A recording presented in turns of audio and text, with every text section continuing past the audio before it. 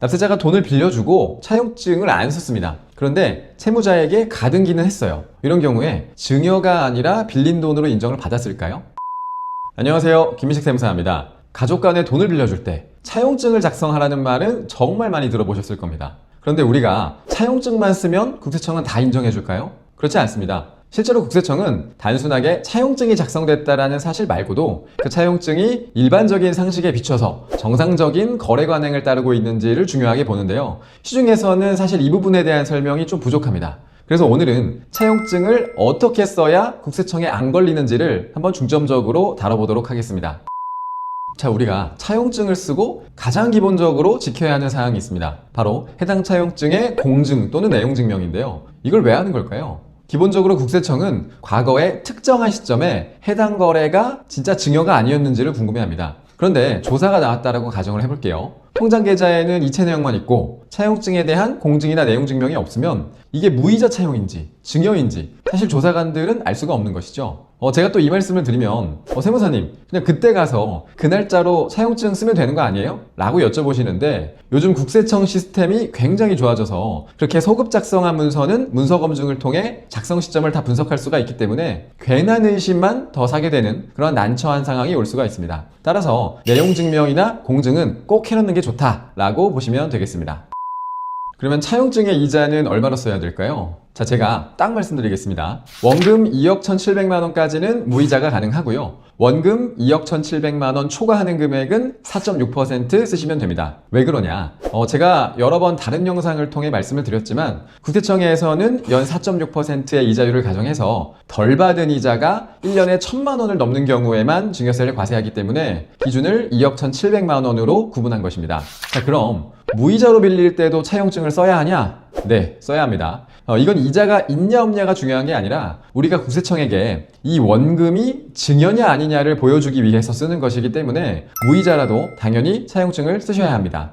또 하나 많이 궁금해 하시는 게 무이자 부분이랑 4.6% 이자 부분이랑 따로 써야 하는지 아니면 같이 써야 하는지를 많이 물어보시는데요. 결론부터 말씀드리면 둘 다 가능합니다. 다만 합쳐서 쓰게 되면 이자율의 평균을 작성하시면 되고 각각 따로 쓰면 무이자 부분과 4.6% 부분을 나눠서 차용증을 작성하시면 됩니다. 우리가 국세청과 가장 많은 다툼이 생기는 게 바로 이 상환기간입니다. 이 부분에 대해서는 사실 세무사님들 사이에서도 말이 많은데요. 어떤 세무사님들은 5년만 된다, 어떤 세무사님들은 10년도 된다. 그런데 제 생각에는 이렇습니다. 기본적으로 부동산을 취득하는 데 쓰지 않는 경우, 그러니까 예를 들어서 사업자금으로 쓴다든지 하는 경우에는 5년까지는 큰 문제가 없다 라고 보시면 될 것 같고요. 만약에 부동산을 취득하는 데 썼다 라고 하는 경우에는 10년에서 많게는 20년까지도 특약사항이나 내용에 따라서 인정될 수도 있을 것 같습니다. 우리가 일반적으로 부동산을 구입하면서 은행에서 대출을 받을 때 몇 년짜리를 받죠? 20년은 기본이잖아요. 그런데 부모님한테 빌린다라고 해서 20년은 안 된다라는 이유가 있나요? 사실 그런 것은 없습니다. 다만 은행과 부모님의 차이에는 어떤 게 있죠? 은행은 대출을 해줄 때 근저당을 설정하잖아요. 그런데 부모님은 그렇지 않죠. 그래서 이렇게 10년에서 20년을 상환기간으로 했을 때 과연 국세청에서는 오케이를 해줄 것이냐?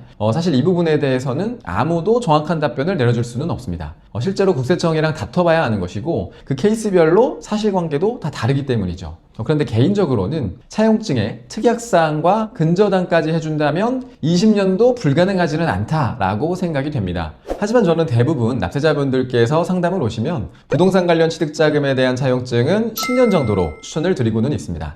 자, 그러면 상환기간은 이렇다고 치고 상환 방법은 어떨까요? 상환 방법은 좀 명확합니다. 만약 무이자로 차용한 경우에는 원금 균등, 이자가 있었다면 원리금 균등 상환으로 해서 차용증을 작성하시고 해당 금액을 매월 상환해 주시는 게 좋습니다. 국세청에서 또 하나 중요하게 생각하는 것 중 하나는 바로 채무자의 상환 능력입니다. 쉽게 말해서 이거 갚을 능력이 있냐? 이런 얘기죠. 그래서 우리가 차용증을 작성할 때는 상환 능력이 있는지 어떻게 판단을 하냐? 이렇게 보시면 됩니다. 기본적으로 수입은 당연히 있어야 됩니다. 그런데 이 수입이 원금과 이자를 매월 상환하고도 생활비를 쓸 수 있을 정도는 있어야 해요. 예를 들면 2억 원을 빌리고 5년을 원금 균등 상환으로 상환을 하게 되면 한 달에 갚아야 하는 원금이 333만 3,333원이 나오는데 이 금액을 매월 내고도 내가 월세, 통신비, 식비 등을 쓸 수 있을 정도는 되어야 한다는 것이죠. 만약에 이 금액이 조금 모자란다 하면 어떻게 할까요? 또 한 가지 방법이 있기는 합니다. 생활비를 별도로 증여받는 방법인데요. 부모 자식 간에는 10년에 5천만 원까지는 증여세가 없기 때문에 월급은 원금을 상환하는 데 쓰고 추가로 증여받은 5천만 원으로는 생활을 하는 데 쓰면 상환 능력 부분에 있어서 어느 정도 합리적인 구성이 가능하게 됩니다. 우리가 무이자 말고 4.6%의 이자를 지급하는 경우에는 원칙적으로 이자를 받은 사람은 이자 소득에 대한 세금을 납부해야 됩니다. 그런데 만약 우리가 차용증을 쓰기는 했는데 이자 소득에 대해서 신고를 안 했다면 이 경우에는 차용증 자체가 부인당하는 것일까요? 결론부터 말씀드리면 상관은 없습니다. 이 경우에는 나중에 세무조사를 통해서 사실이 확인됐을 때 이자에 대한 종합소득세만 추가 납부하면 되는 것이고요. 이 사실만 가지고 차용증 자체가 부인돼서 증여세를 부과하지는 않습니다. 물론 이자 소득에 대한 가산세는 추가적으로 발생하게 됩니다. 자, 그럼 차용증을 가지고 국세청과 납세자 간에 실제 다툼이 있었던 사례를 한번 살펴보겠습니다. 먼저 첫 번째 사례입니다. 납세자가 돈을 빌려주고 차용증을 안 썼습니다. 그런데 채무자에게 가등기는 했어요. 이런 경우에 증여가 아니라 빌린 돈으로 인정을 받았을까요? 네, 이 사례에서는 납세자의 말이 인정이 됐습니다. 정리를 해보면 차용증을 안 썼다라고 해서 무조건 증여인 것은 아니고 실제 내용이 중요하다라는 것입니다.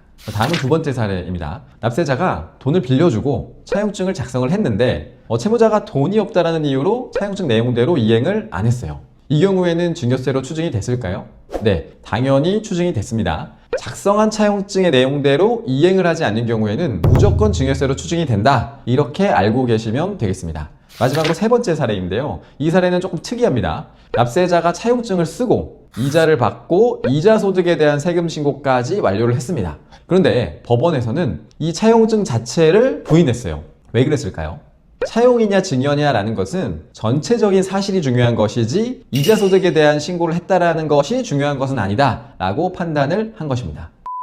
요즘 저희 사무실에 증여세를 대비하기 위해서 이 차용증 관련 상담을 받으러 오시는 분들이 정말 많으세요. 그만큼 증여세 과세에 있어서는 이 차용증이 핵심이기 때문인데요. 증여와 차용증 관련된 고민이 있으시다면 고정 댓글에 연락처로 꼭 상담 주시기를 바라겠습니다.